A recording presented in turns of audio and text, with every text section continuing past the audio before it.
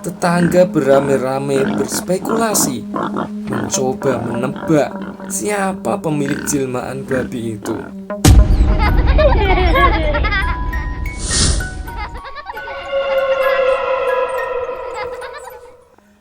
Lidah pahit mertua, pesugihan babi ngepet. Di sebuah desa di salah satu daerah di pantai utara Jawa, tepatnya tahun 1996, hiduplah seorang lelaki bernama Lasno. Ia bekerja sebagai tukang panen buah, bukan pemilik kebun, bukan pedagang, hanya buruh yang dipanggil kalau pohon tetangga siap panen. Kalau tidak ada buah yang masak, maka tak ada uang yang masuk.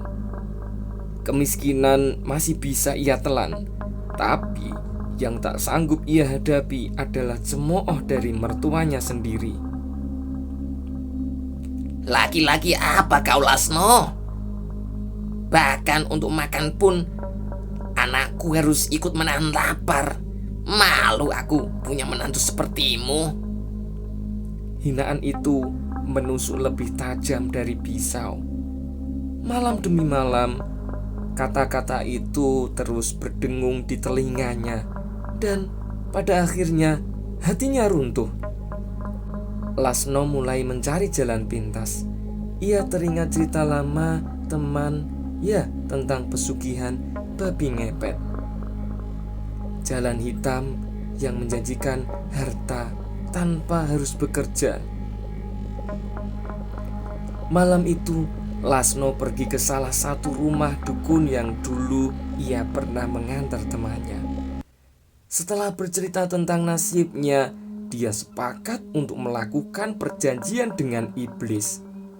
Akhirnya, ritual itu dijalaninya di bawah pohon besar yang dianggap angker. Ya, ritual yang terlarang.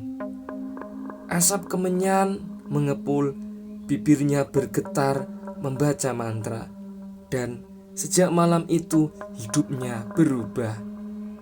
Uang datang tanpa diminta. Istrinya tersenyum lega. Rumah yang tadinya reot perlahan terisi barang-barang baru. Tetangga berbisik-bisik, tapi tak ada yang berani menuduh.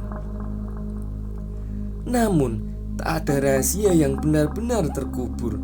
Semakin hari, semakin banyak warga yang kehilangan uang. Lalu muncullah bisikan di setiap sudut rumah. Babi ngepet! Ada babi ngepet di desa kita. Hei, ada babi ngepet. Ini ada babi ngepet beneran di desa kita. Ketegangan pun memuncak. Warga sepakat mengadakan ronda malam. Obor dinyalakan, senapan angin disiapkan, bambu runcing digenggam erat. Malam itu, desa tak lagi sunyi. Ada puluhan mata yang mengintai kegelapan. Dan benar saja, seekor babi hitam legam muncul dari pekalangan. Matanya merah menyala, tubuhnya berlari cepat menelusur ke kebun-kebun warga. Cepat, cepat! Itu dia! Ya, ayo tangkap, cepat! Itu dia, ayo kita kejar! Sebuah tembakan kartopel melesat menghantam telinga binatang itu. Ceritanya melengking panjang. Babi itu tersungkur, lalu kabur menembus gelap, meninggalkan jejak darah di tanah. Esok harinya, desa gembar. Tetangga beramai-ramai berspekulasi, mencoba menebak siapa pemilik jelmaan babi itu.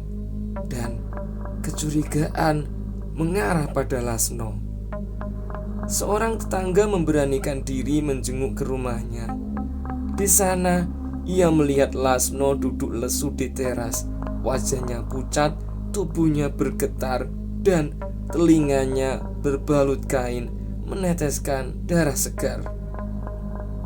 Saat itu juga tak perlu ada penjelasan. Semua sudah jelas. Lasno terisak, menutupi wajahnya. Ia tahu inilah akhir dari perjalanannya di jalan hitam. Harta yang ia dapat lenyap, dan kini untuk bertahan hidup saja ia harus mengorbankan harta terakhirnya demi operasi telinga yang hancur. Tapi malam itu, untuk pertama kali setelah sekian lama, Lasno berdoa dengan tulus. Ia sadar hidup miskin lebih mulia daripada kaya dengan jalan setan. Harta yang datang lewat kegelapan akan pergi bersama kutukan. Yang abadi hanyalah luka dan penyesalan. Namun, di tiap luka ada pintu maaf yang terbuka. Selama hati berani pulang, Tuhan tak pernah menutup jalan untuk kembali. Terima kasih para sahabat telah mendengarkan cerita-cerita di channel Jalan Kembali. Nantikan cerita-cerita seru lainnya. Terima kasih.